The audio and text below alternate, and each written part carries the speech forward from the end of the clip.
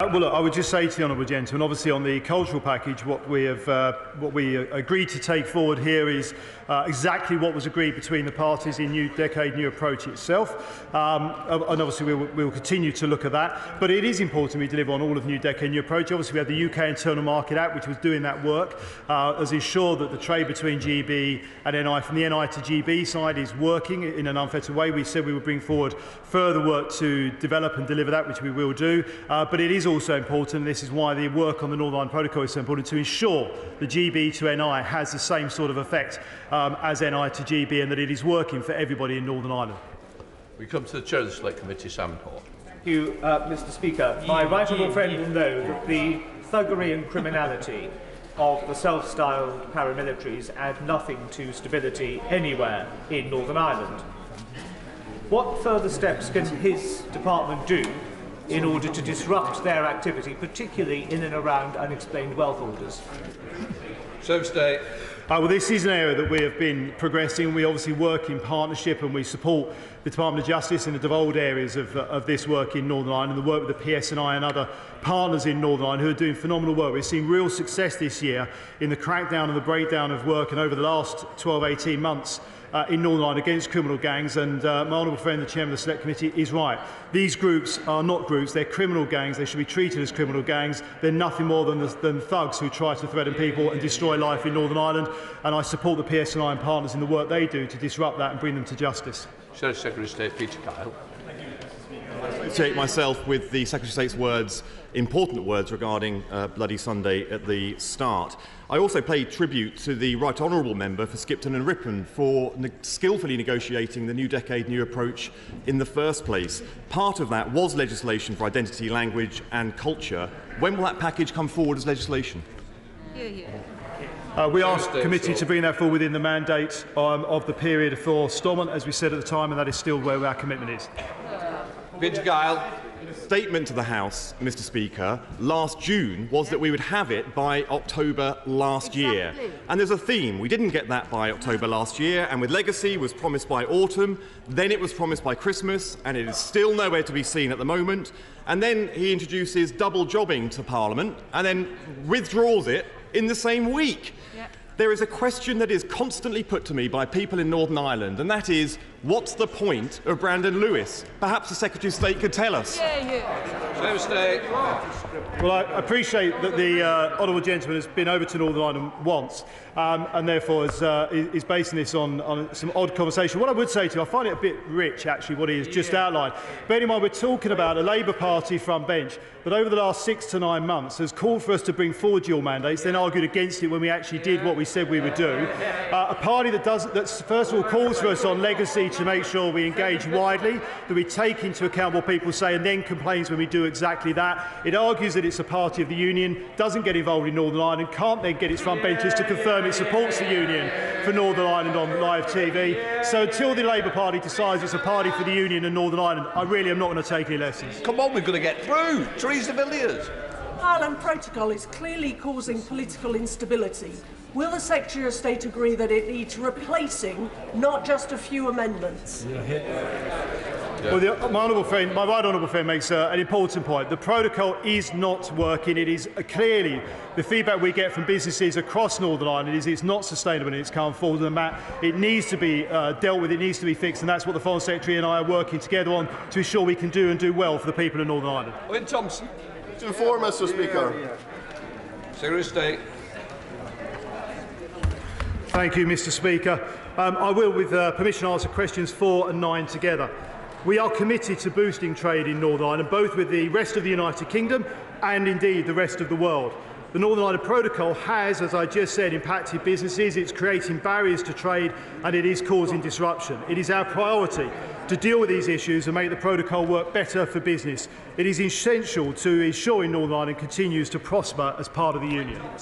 Thank you, Mr. Speaker. Exports from Great Britain to the Republic of Ireland have crashed by more than 20% since Brexit, costing the GB economy more than £3 billion. Meanwhile, Northern Irish exports to the Republic are benefiting still from being in the EU market, have soared by 64% in 2021 alone. Does the Minister recognising the overwhelming benefits of being in a market 7 times the size of the UK market? So stay. We're seeing around 200 plus businesses in Northern Ireland who have stopped delivering to customers in Northern Ireland, medicines and drugs having issues and challenges about getting to Northern Ireland, consumers having reduced choice on the shelves, and garden centres unable to get kinds of plants and seeds they want from the rest of the UK. That's a farcical situation. It's not sustainable. It's not fair or right for the people of Northern Ireland, and it's right that we focus on correcting that. Joanna Jory. I wonder if I could invite the Minister to actually answer the point made by my honourable friend. The most recent quarterly economic survey by the Northern Ireland Chamber of Commerce shows that 70% of Northern Ireland businesses believe that their unique trading position of being both within the UK and the EU single markets and the Customs Union presents opportunities for Northern Ireland. So does he agree with the vast majority of businesses in Northern Ireland? And if so, why didn't his government fight for Remain voting Scotland to have the same benefits of dual access as Northern Ireland? I would say to the Honourable Lady, I meet with businesses across Northern Ireland representing all sectors of Northern Ireland on a regular basis, as to my right honourable friend, the Minister. They are very clear. The protocol in its current format is not working. It is not sustainable. The EU offer is not good enough. They're very clear about that. That is something we're determined to fix. She is absolutely right that if the protocol was working in the way it was envisaged, it does create opportunities for Northern Ireland. The problem is the EU's requirements for implementation of it are failing Northern Ireland, and we need to see that fixed. Thank you, Mr. Speaker. The Secretary of State says the Northern Ireland Protocol isn't working, and he's right. Why don't we scrap it? The Foreign Secretary and I and the Prime Minister are absolutely determined to ensure that we resolve the issues for Northern Ireland. We obviously would like to do that in a sustainable, agreed way with the EU. That's the best way to get legal certainty. That's our focus, but we do not rule out anything from the table to deliver for Northern Ireland. Bacon. Mr. Speaker, does my right honourable friend agree that reducing barriers to trade between Northern Ireland and Great Britain is not just desirable, but vital to protecting the integrity of the United Kingdom? Seriously. Yes, my honourable friend is absolutely right. We need to ensure that consumers and businesses in any part of the UK can access products as they would anywhere else in the UK. That's what we're determined to deliver, and that's where our focus and work is. SNP spokesperson Richard Johnson. Thank you, Mr. Speaker, and can I take this opportunity to associate my party with the remarks of the Secretary of State about the anniversary of Bloody Sunday. And our thoughts are very much with those who continue to grieve and who continue to be affected by that to this day. But when it comes to trade, Mr. Speaker, isn't it the case that the government hasn't been ambushed so much by cake as by reality, and that as part of the single market, the economy in Northern Ireland is thriving, while outside the single market, the economy of the UK is labouring? Shouldn't the UK government, with the opportunities presented by the possibility of a change in the Prime Minister, use that opportunity to realign Great Britain with Northern Ireland and the single market and really allow businesses across these islands to flourish? I would just encourage the honourable gentleman to do a little bit more research. It is very good news that the Northern Ireland economy is moving forward, as is the whole of the UK economy. Of course, in Northern Ireland there are more factors, not least of all the scale of the public sector in Northern Ireland compared to anywhere else in the UK. But it is also true to say that the UK is moving forward as one of the fastest, if not the fastest growing economy in the G7, as well as seeing employment going up from where it was even before COVID. That's because this government is focused on delivering for people across the United Kingdom, and I'm sure as a unionist he can understand why I would support that, and I think he should too. Andrew Lower. Question number 5, Mr. Speaker. Minister. Thank you, Mr. Speaker. May I just briefly associate myself with the comments of the Secretary of State on the dreadful events that happened in the city of the Honourable Member for Foyle in 1972, the year of my birth in Belfast. Mr. Speaker, with permission, I will answer questions 5, 8, 13 and 14 together. Officials in the Northern Ireland office are working closely with officials in the Department for Culture, Media and Sport, who are the lead department in government on the Jubilee. My right honourable friend, the Secretary of State, and my noble friend, Lord Kane, are working on a series of events in Northern Ireland to mark Her Majesty's Jubilee and her immense contribution to life in Northern Ireland and to peace and reconciliation on the island of Ireland. Andrew Lowe. Can the Minister describe how he will be encouraging all parts of the NHS across Northern Ireland to celebrate the Platinum Jubilee as one great unifying feature of the Union towards another? Mr. Speaker, my honourable friend makes a really important point. The National Health Service is something that everyone in every part of our great United Kingdom is deeply proud, and it's something that people across Northern Ireland, whatever their allegiance, recognise the immense contribution of frontline staff in the NHS, and I hope that they will be recognised in this Jubilee year. Anthony Higginbotham. Thank you, Mr. Speaker. Her Majesty's Platinum Jubilee is a fantastic opportunity to celebrate our own union far and wide, with people around the Commonwealth and the world joining us on marking the occasion. Could the Secretary of State set out the government's plans on using the Jubilee to showcase the best of Northern Ireland? Mr. Speaker, I'm grateful to my honourable friend. Whatever tradition or belief you come from in Northern Ireland, everyone recognises the immense contribution Her Majesty the Queen has made to this United Kingdom. And as I alluded in my first answer, Mr. Speaker, Her Majesty's contribution to reconciliation and mutual understanding of the island of Ireland has been beyond compare, and this will be a fantastic opportunity to celebrate her amazing life and achievements. Thank you, Mr. Speaker. This summer, Her Majesty will award Jubilee medals to armed forces, emergency services and to prison officers. As things stand, frontline paramedics working for ambulance services will rightly be recognised, but those working in hospital A&E departments and private ambulances might not. Will my right honourable friend work with ministerial colleagues to ensure that all frontline paramedics can have the recognition their work so richly deserves? Minister. Mr. Speaker, I'm grateful to my honourable friend. He makes his point, as ever, powerfully. I'm sure it will be heard. If it isn't heard, I will make sure it is heard by making the point on his behalf to relevant ministers. Under Rosner. Mr. Speaker, as we begin the 70th year of Her Majesty's reign, the Northern Ireland Protocol still seems to threaten free movement of goods between Great Britain and Northern Ireland. So will the Minister take urgent action to stand up to the bureaucratic posturing of the European Union to ensure that saplings of oak trees can be traded freely between Northern Ireland and the rest of the United Kingdom for the Platinum Jubilee? Mr. Speaker, I am immensely grateful to my honourable friend, the member for Romford. He makes that point incredibly powerfully. Members across the House will look forward to planting oak saplings in their constituencies to mark this amazing achievement of Her Majesty in her Platinum Jubilee. Mr. Speaker, the Foreign Secretary is on the front bench. I know her well. I serve with her in trade. She is on the case. There is absolutely no reason why oak tree saplings should not be planted in Northern Ireland as they are in every other part of the United Kingdom. Ian Paisley. Thank you, Mr. Speaker. The Queen's Green Canopy is a wonderful way to both celebrate the Jubilee and to promote the environment. Tomorrow in Dervock, Bushmills, Ballymoney and Ballymena, a number of schools, primary schools, will be planting trees to mark Her Majesty's Jubilee.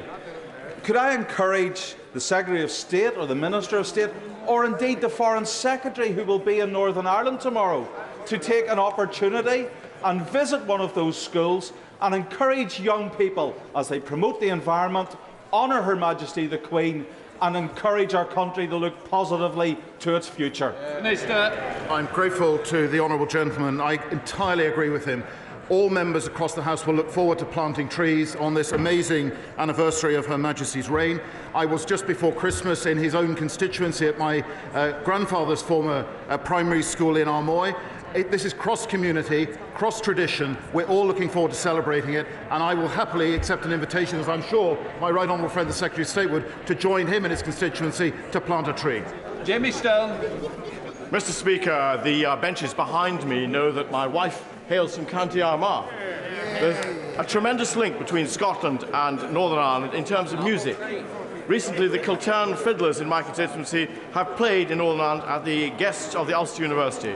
Wouldn't it be splendid if we could celebrate Her Majesty's Jubilee by having musical events the length and breadth of our United Kingdom? Yeah, she'll do. Absolutely. I totally agree with the honourable gentleman, and what a wonderful, harmonious note on which to end Northern Ireland questions. Sir Jones. Thank you, Mr. Speaker. People in Newport West and across Northern Ireland know that Her Majesty has always led by example and demonstrated the highest standards in public life. So can the Minister confirm that this government will be following her example as they mark the Platinum Jubilee? Minister.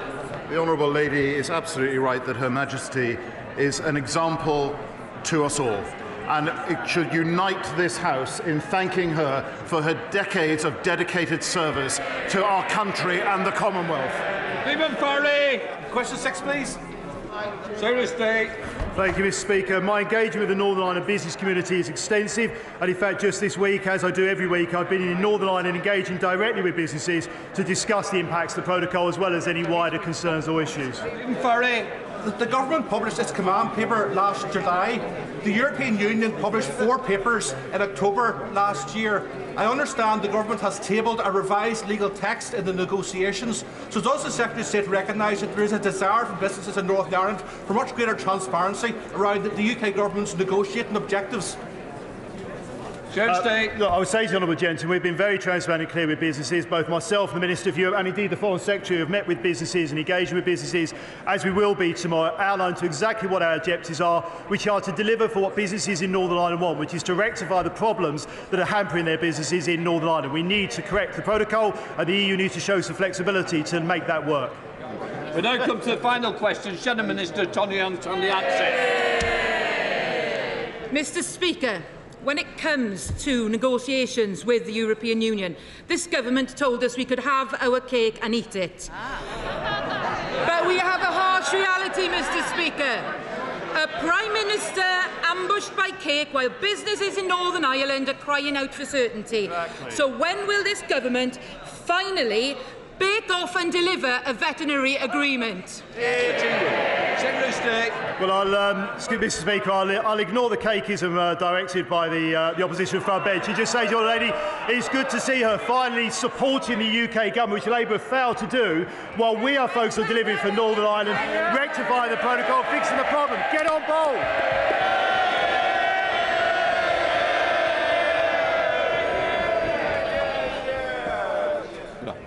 Before we come to Prime Minister's questions, I would like to point out that the British Sign Language interpretation proceedings is available to watch on Parliament Live TV. We start with Prime Minister's questions. Kettle. Question number 1, Mr. Speaker. Prime Minister. Mr. Speaker, as my right honourable friend, the Secretary of State for Northern Ireland, remarked to the House earlier this morning, this Sunday marks a tragic day in our history. This was one of the darkest days of the Troubles. And that's the 50th anniversary of Bloody Sunday. And I echo his call to learn from the past, to reconcile and build a shared, peaceful and prosperous future. Mr. Speaker, this morning I had meetings with ministerial colleagues and others. In addition to my duties in this House, I shall have further such meetings later today. I associate my remarks with the Prime Minister on Bloody Sunday. Did the Prime Minister agree to the Chancellor of the Exchequer writing off £4.3 billion of fraud? That's £154 of every household in the country. That went directly into the pockets of fraudsters. No, of course not, Mr. Speaker. But what I can tell him, we do not support fraudsters or those who steal from the public purse, Mr. Speaker. But what I can tell her is that everybody in this country should be very proud of the huge effort that was made by Lord Agnew and others to secure ventilators and to secure PPE. And at the time, Captain Hindsight and others were calling for us to go faster, Mr. Speaker.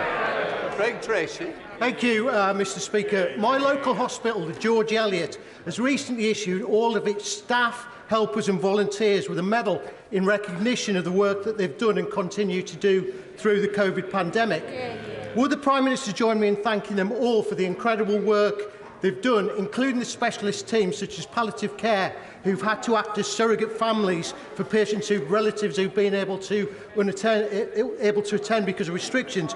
And will he consider following their lead in issuing a National Service Medal for all of our key workers who've done such an outstanding job in keeping our country going through the pandemic? Prime Minister. Yes, of course, Mr. Speaker. I thank my honourable friend, and I'm pleased that so many of the volunteers and the staff at George Eliot Hospital have been recognised in the Queen's New Year's honours list. I've seen the medal that they are proposing, and I think it's lovely, Mr. Speaker. And as I've told the House before, we're establishing a UK Commission on COVID commemoration to consider how we can commemorate everything that we've all been through, and the Commission will also consider how we can recognise the courage of frontline workers. We now come to the Leader of the Opposition, Keir Starmer.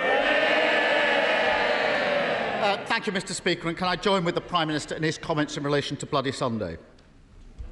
The Ministerial Code says that ministers who knowingly mislead Parliament will be expected to offer their resignation. Does the Prime Minister believe that applies to him? Prime Minister. Mr. Speaker, of course, but let me tell the House that I think he's inviting a question about an investigation which, as you know, Mr. Speaker, I can't comment, and on which he, as a lawyer, Mr. Speaker, will know that I can't comment on. And what I am focused on is delivering the fastest recovery of any European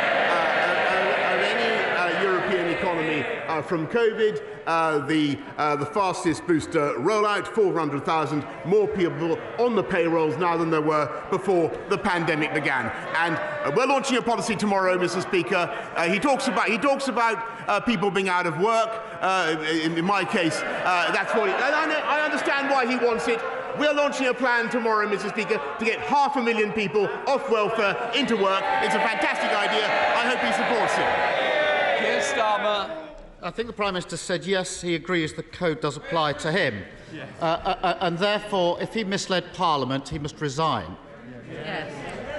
On the 1st of December, the Prime Minister told this House, in relation to parties during lockdown, all guidance was followed completely in number 10 from that dispatch box. Yeah.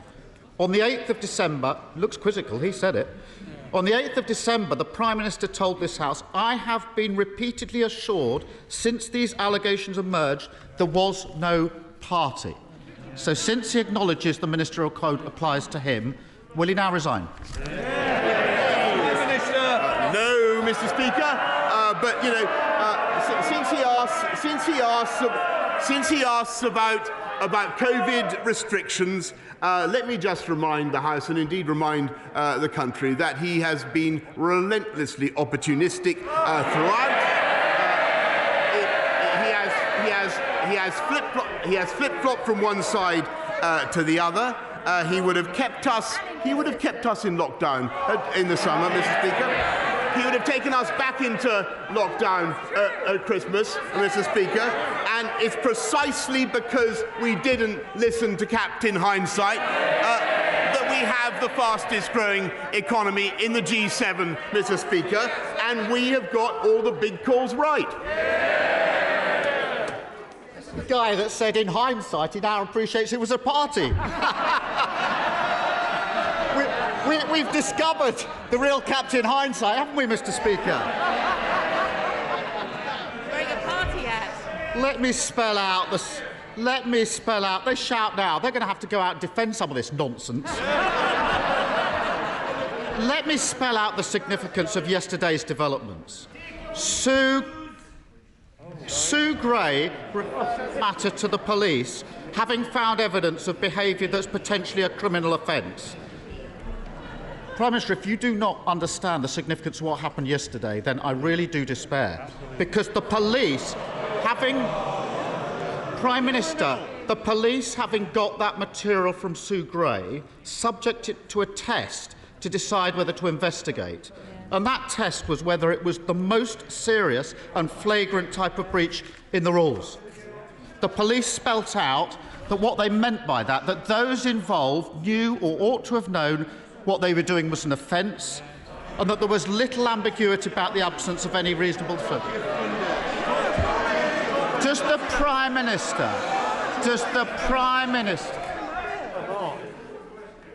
This question will continue, and I will hear the question. Unfortunately, you might not believe this, but our constituents are very interested in both the questions and the answers. If some members do not wish to hear it, please leave quietly. Keir Starmer.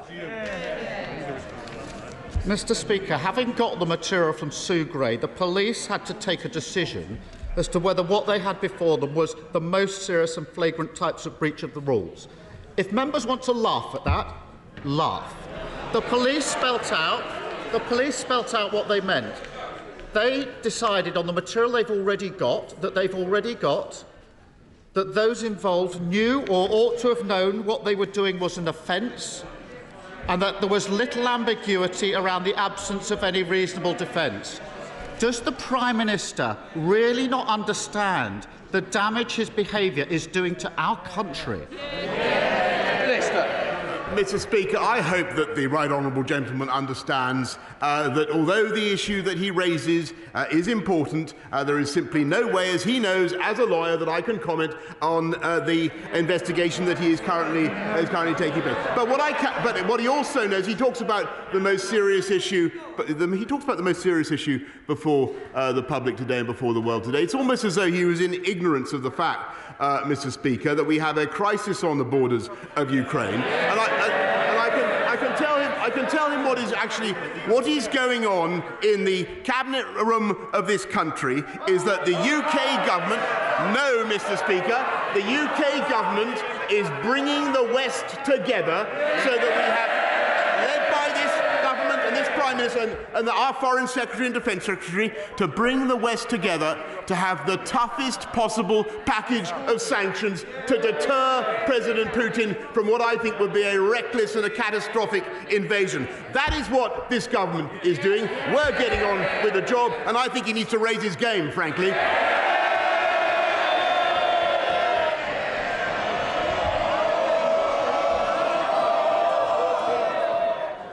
Can I just say honestly, can I just say to both sides, our constituent watching it, tensions are running high, and what we need to be able to do is allow the people out there who are bothered about their futures to hear what is said on both sides. So please, let's give the respect our constituents deserve. Keir Starmer. Mr. Speaker, this was the Prime Minister who went into hiding for 5 days because of these allegations. Talk to me about being around for the allegations. Mr. Speaker.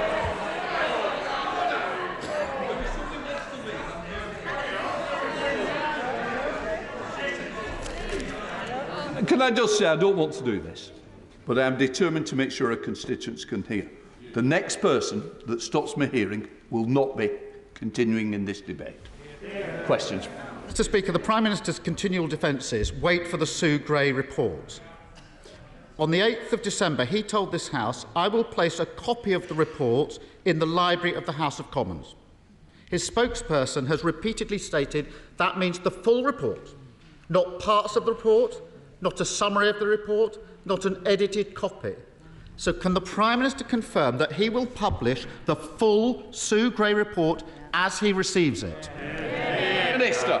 Mr. Speaker, what I can tell him is that we've got to leave the report to the independent investigator, as he knows, and of course, when I receive it, I will do exactly what I said. But I can tell him that in the meantime, I think what the people of this country want to hear is what we're doing to tackle the issues that matter to all of us, fixing the cost of living, Mr. Speaker, helping people across the country, by lifting the living wage, Mr. Speaker, by helping people with their fuel costs, Mr. Speaker, as this government is, and by cutting the tax of people on universal credit, cutting the tax by £1,000. And, Mr. Speaker, that party opposite are committed to abolishing universal credit. That's their policy. Keir Starmer. Cutting the tax. The police say the evidence meets the test. Frankly, the public have made up their minds. They know he's not fit for the job, and that's what really matters here. Throughout this scandal, the Tories have done immense damage to public trust. When the leader of the Scottish Conservatives said the Prime Minister should resign, the leader of the House called him a lightweight. English Conservatives publicly undermining the Union by treating Scotland with utter disdain. How much damage are the Prime Minister and his Cabinet prepared to do to save his skin? Minister. Well, Mr. Speaker, I think that he was offering a yet more general criticism of what's been going on in Downing Street. Let me just remind the House of what's been going on in Downing Street.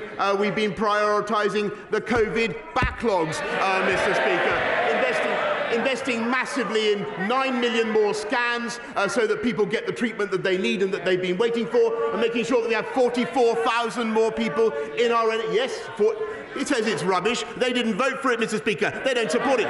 44,000 more people in our NHS now than there were in 2020, Mr. And we're fixing social care, Mr. Speaker, which governments have neglected for decades, and Labour did absolutely nothing. They have no plan at all to fix the NHS or to fix social care. Vote Labour, wait longer.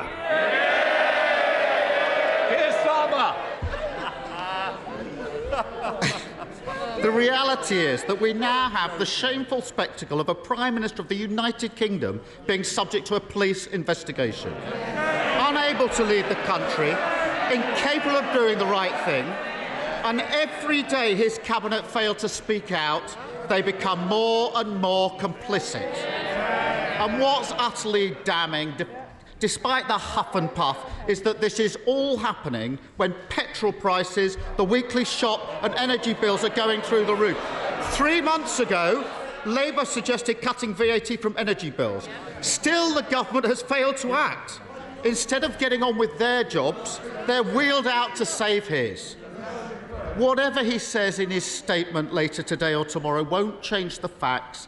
Isn't this a Prime Minister and a government that have shown nothing but contempt for the decency, honesty and respect that define this country? Prime Minister. No, Mr. Speaker, we love this country and we're doing everything in our power to help this country. And of course he wants me out of the way, Mr. Speaker. Of course he wants me out of the way. He does. And I can't, and many people, of course, I don't deny it, for all sorts of reasons. Many people may want me out of the way, but I tell you the reason he wants me out of the way is because he knows that this government can be trusted to deliver. And we did. And we delivered on Brexit, Mr. Speaker. He voted 48 times. He voted 48 times to take this country back into the European Union. We delivered. He did. He can't be trusted.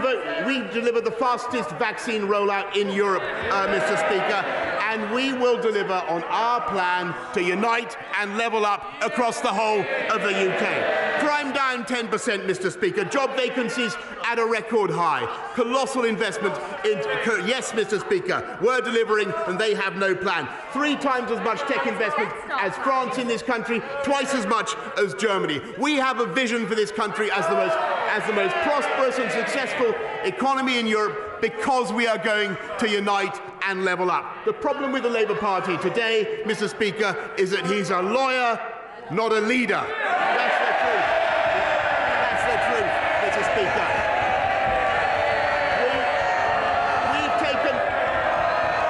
We've taken the tough decisions. I can't hear what the Prime Minister's got to say. No. I would have thought he's the Prime Minister of this side of the House. I'm surprised that this side of the House doesn't want to listen to it, because I do. Prime Minister. Well, Mr. Speaker, I only wanted to add the point that we've taken the tough decisions, we've got the big calls right, and in particular I, am getting on with the job.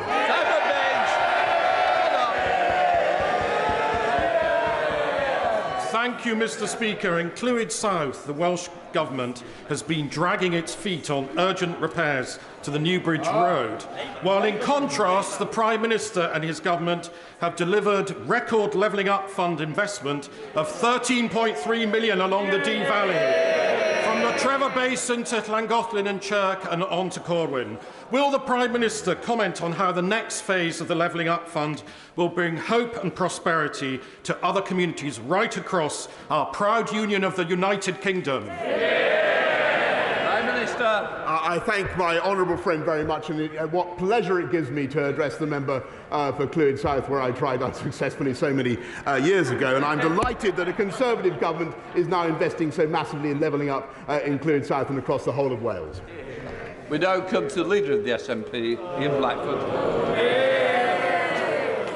Thank you, Mr. Speaker. And can I associate myself with the remarks of the Prime Minister on Bloody Sunday? And I'm sure, Mr. Speaker, you and the entire House will want to commemorate tomorrow the Holocaust Memorial Day, when 6 million Jews lost their lives at the hands of the regime of Hitler. And of course, we remember other genocides, not least more recently in Bosnia, and we all pray for continued peace in that country. Mr. Speaker, at the heart of this matter, we have a Prime Minister who is being investigated by the police for breaking his own laws. Absolutely unprecedented. A man who demeans the office of Prime Minister. This is the latest in a rap sheet that is already a mile long. Illegally proroguing Parliament, misleading the House, decorating with dodgy cash, partying while the public suffered. Every moment he stays, he is dragging out the agony for families who reminded of the sacrifices they made, and dragging his party further through the dirt. The public knows it, the House knows it, even his own MPs know it. Yeah. When will the Prime Minister cop on and go? Yeah. Mr. Speaker, I want to join the right honourable gentleman and echo his sentiments about Holocaust Memorial Day, where I think he is completely right. But I must say that he made the same point last week. He's wrong then, he's wrong now, and much as I enjoy cooperating him, but it is precisely because I enjoy cooperating with him so much and with all his Scottish colleagues that I have absolutely no intention of doing what he suggests. Ian Blackford. Mr. Speaker, every moment that the Prime Minister lingers, every nick in this death by 1,000 cuts is sucking attention from the real issues facing the public. Tory cuts, Brexit and the soaring cost of living have pushed millions of families into poverty. The impending national insurance tax hike hangs like a guillotine while they eat cake. This is nothing short of a crisis. And the only route out, the only route to restore public trust is for the Prime Minister to go. How much longer will Tory MPs let this go on for? How much more damage are they willing to do? It is time to get this over with. Show the Prime Minister the door. Yeah. Prime Minister. Well, Mr. Speaker, I don't know who's been eating more cake.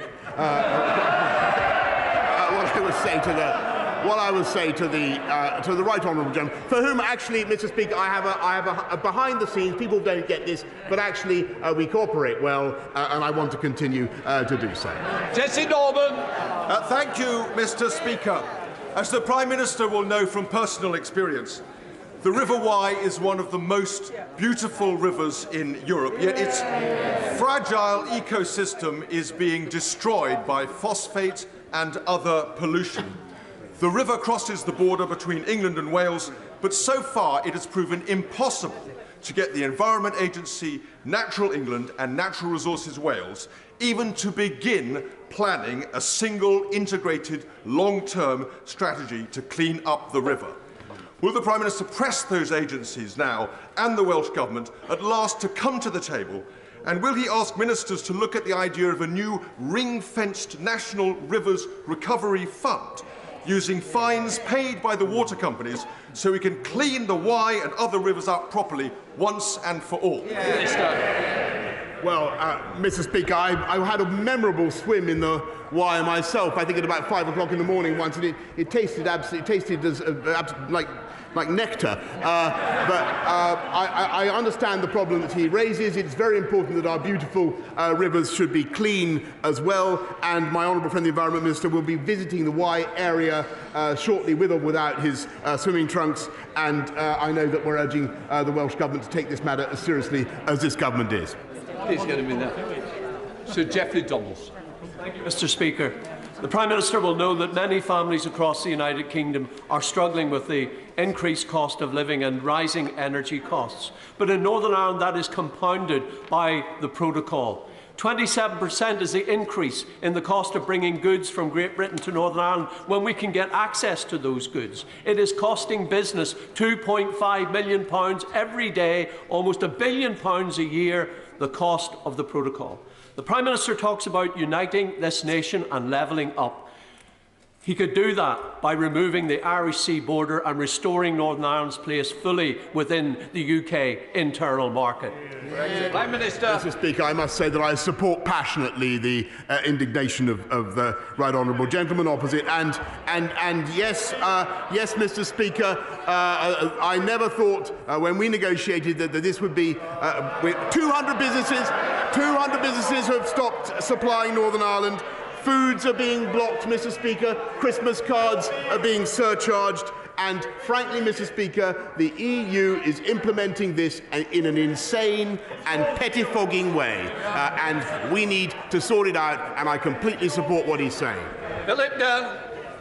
As my right honourable friend, the Prime Minister, seen the report published earlier this month by the EAC, making recommendations about what else should be done in addition to the welcome measures in the Environment Act to clean up our rivers, including the River Wye, but all our rivers. One of the recommendations was that DEFRA should give guidance to Ofwat to require water companies to invest much more in water treatment in the next round of capital spending approvals. Will he encourage his Secretary of State to give this guidance in the strategic policy statement to Ofwat expected shortly? Prime Minister. Thank you very much. Yes, Mr. Speaker, my right honourable friend is completely right. I welcome the report by his committee. This government is going further and faster than any other government hitherto to protect and improve the health of our rivers and seas. Lord Russell-Moyle. Thank you, Mr. Speaker.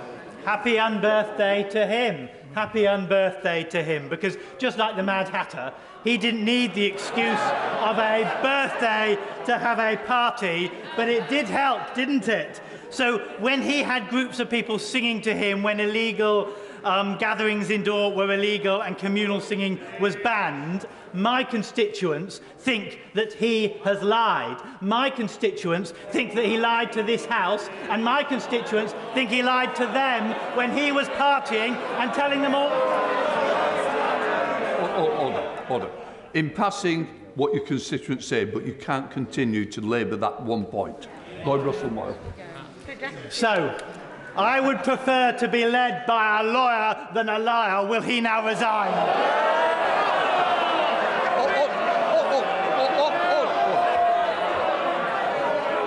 The honourable member will be withdrawing that last comment. I withdraw it. That's what my constituents think, not mine. Right to less of that, Prime Minister. Well, I think that the honourable gentleman, I'm afraid, in everything he said just now, plainly doesn't know what he is talking about. He plainly doesn't know what he's talking about. What I can tell him, and what I can tell his constituents, is that irrespective of what they want to focus on, and I understand why they do, Mr. Speaker, this government is going to get on with the job and deliver for the people of this country. Cheryl Murray. Mr. Speaker, the great people of Cornwall voted in our Prime Minister on a promise to get Brexit done. He was successful. Faced with the global pandemic, our Prime Minister set out to build a world-beating vaccination programme to save lives. Mr. Speaker, he was successful. He's now lifted COVID restrictions against huge pressure not to do so, and he's got the economy back on track. Can I ask my right honourable friend, the Prime Minister, will he continue to deliver on the priorities of my constituents and the millions across this country who voted for him in 2019? Mr. Speaker, I really can't improve on the brilliant question. The people of South East Cornwall are lucky to have my honourable friend as such a representative, and she's right in what she says. Jonathan Edwards. Diolch, Mr. Speaker. Tomorrow is the second anniversary since my constituent Michael Leary was murdered and his body desecrated in an attempt to cover up the crime. Will he meet with campaigners and myself to discuss the need for a new offence or amended sentencing guidelines to reflect the extra suffering faced by the families of murdered victims whose bodies were concealed or desecrated? Prime Minister. Well, I thank him very much for drawing this appalling case to the attention of the House, and I can certainly assure him that he will be getting the meeting he needs at the earliest opportunity. Sir Mike Penning. Thank you very much, Mr. Speaker. On the 24th of November, Mr. Speaker, I asked the Prime Minister if he would meet with me and my constituents about the future or lack of future of a new hospital in Hemel Hempstead. I thought when I put in the question today that I would have to ask the same question, but last night I was offered the meeting. So on another note, Prime Minister, many children in this country are suffering from a special form of seizure, which medical cannabis prescribed by a consultant actually helps them live.